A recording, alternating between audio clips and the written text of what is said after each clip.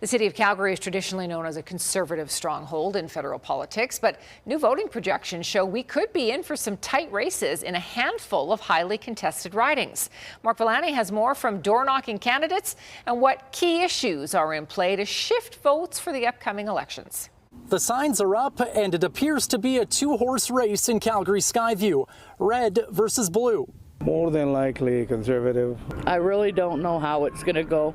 It's a riding held previously by George Shahal, Calgary's lone Liberal, who has now elected to run in Calgary McKnight. Canadians are united in standing up for Canada and supporting Prime Minister Carney in everything he's done so far and what he's going to do to help build our economy.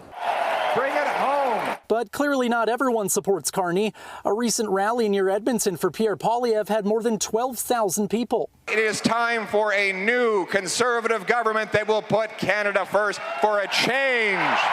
I thought I was in Calgary. A smaller venue in Calgary only had capacity for 2,300 Liberal supporters for Mark Carney Tuesday night. Academic literature tells us that these rallies don't really matter. What matters from these rallies are sound bites. And while Calgary might traditionally be known as a conservative stronghold, statistical modeling organization 338 Canada projects close races in a handful of ridings, including toss-ups in Calgary Skyview, Calgary Confederation, and Calgary Centre. That's where Lindsay Liu now is running for the Liberals. Progressives are really uniting behind Mark Carney because they understand that he's the only choice to stand up to Donald Trump.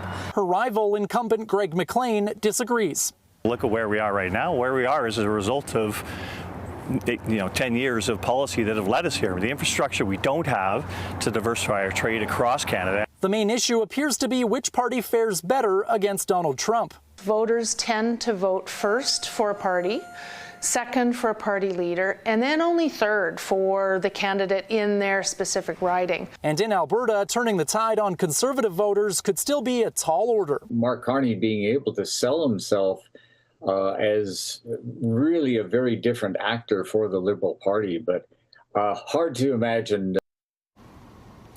Mark joins us from Calgary Skyview tonight. Mark, it's been a while since Calgary sent more than maybe one or two Liberals at a time to Ottawa.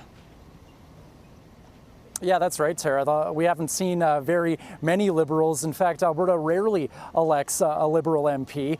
The previous high that we saw was 4 Liberal MPs. That was back in 2015 under Justin Trudeau.